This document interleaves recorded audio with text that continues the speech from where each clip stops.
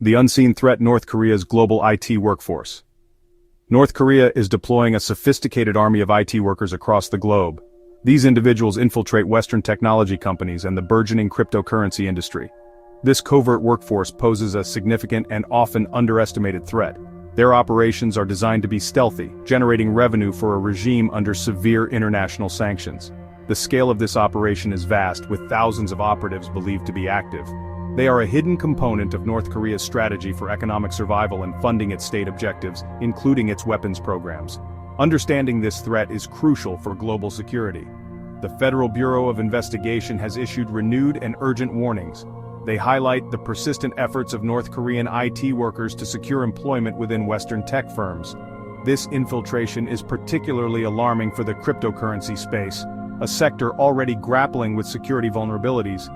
These operatives are not merely seeking employment, they are instruments of the North Korean state. Their presence within sensitive industries creates pathways for espionage, intellectual property theft, and financial exploitation.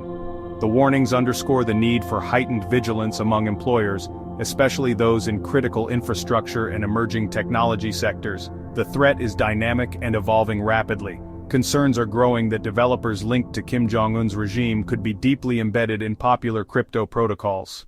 Crafting deception. The art of infiltration. The methods employed by North Korean IT workers to infiltrate target organizations are sophisticated and multifaceted. A cornerstone of their strategy is the creation and use of entirely fabricated identities. They meticulously craft fake names, often common in Western countries, to avoid immediate suspicion. These identities are supported by stolen personal information, making them appear more legitimate to unsuspecting recruiters. Furthermore, they construct elaborate, yet false, curriculum vitae. These resumes highlight skills and experiences in high demand within the tech industry. This careful preparation is the first step in their deceptive journey. These operatives have mastered the use of remote work tools and online job platforms. LinkedIn, Upwork, and GitHub are among their preferred venues for seeking employment. They create convincing profiles on these platforms, often mirroring the profiles of genuine professionals. Their activity on these sites is designed to build a veneer of authenticity. They may engage with other users, join relevant groups, and even contribute to open-source projects to bolster their fake personas. This digital footprint is crucial for passing initial screening processes. The sheer volume of applications makes it difficult for companies to scrutinize every detail, allowing these infiltrators to slip through the cracks. SentinelOne, a cybersecurity firm, reported receiving over 1,000 job applications from suspected DPRK workers in 2023 alone, illustrating the scale. The infiltration extends to a wide array of sectors. Navigating the hiring process, tactics, and evasion. During the interview process, North Korean IT operatives employ specific tactics to avoid revealing their true identities and locations. A common strategy is to avoid video calls whenever possible, citing technical difficulties or personal preference. If a video call is unavoidable, they may resort to using face filters or other obscuring technologies. One company reportedly shut down an interview when a candidate refused to remove a suspicious filter that distorted their appearance. This reluctance to appear clearly on camera is a significant red flag. They also heavily rely on AI tools, including AI-generated deepfakes, to create convincing, albeit artificial personas during video interviews, making it harder for recruiters to discern the truth. To mask their geographical location, these workers make extensive use of virtual private networks. Astrill VPN is a frequently noted tool in their arsenal, allowing them to appear as if they are operating from within the United States or Europe. This manipulation of IP addresses is crucial for bypassing geolocation checks and maintaining the illusion of local residency. The consistent use of VPNs, while common for privacy-conscious individuals, can also be an indicator of deceptive activity when combined with other suspicious behaviors. Their technical proficiency allows them to configure these tools effectively, making their true origin difficult to trace without sophisticated network analysis. A critical component of their operational security involves facilitators based in Western countries. Inside the walls model employees with a hidden agenda. Once successfully hired, North Korean IT workers often exhibit behavior that makes them appear as ideal employees. They are frequently praised for writing clean, efficient code and consistently meeting project deadlines. Their performance in daily stand-up meetings and other collaborative settings is typically strong. This deliberate effort to be seen as productive and reliable team members helps them avoid scrutiny and build trust within their teams.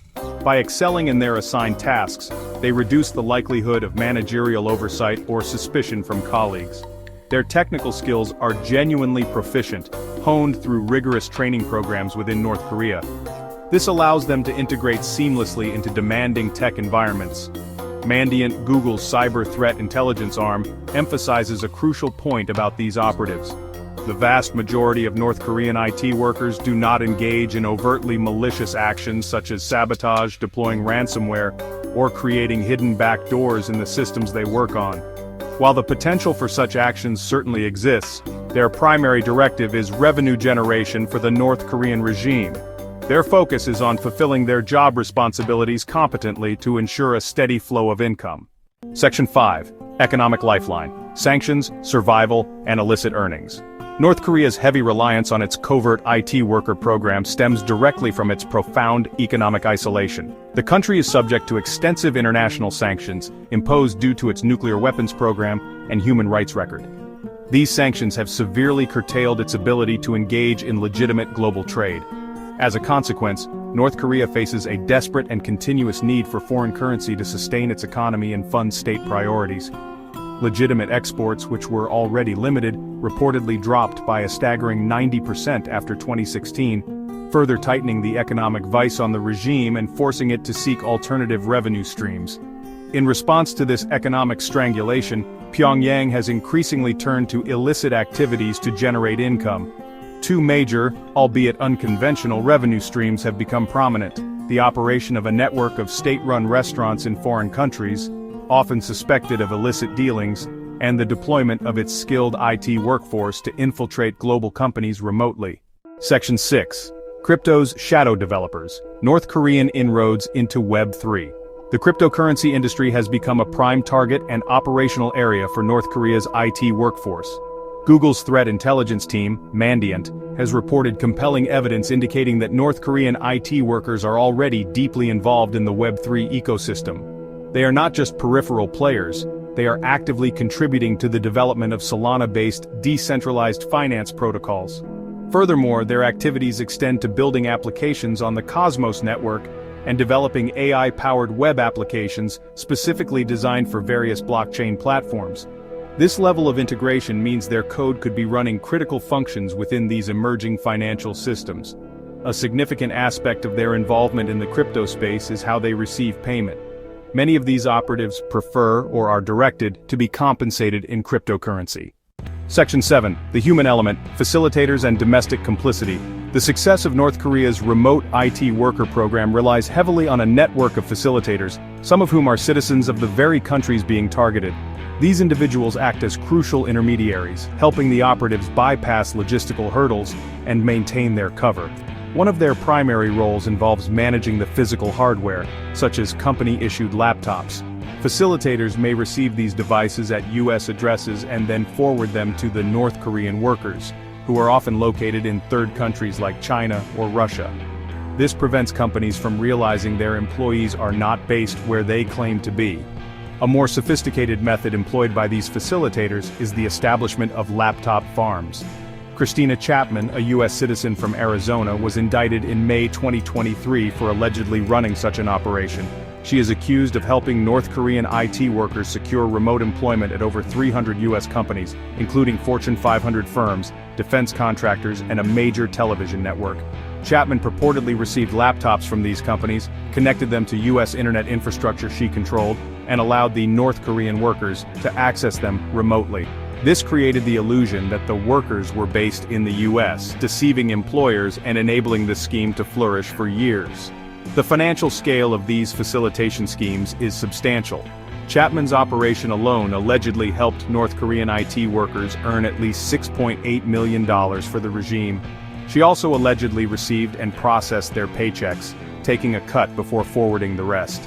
In a separate case, the U.S. Justice Department indicted 2 other Americans, a Ukrainian national, and 3 unidentified foreign nationals for a similar scheme that generated over $1 million for North Korean IT workers by defrauding U.S. businesses. Section 8.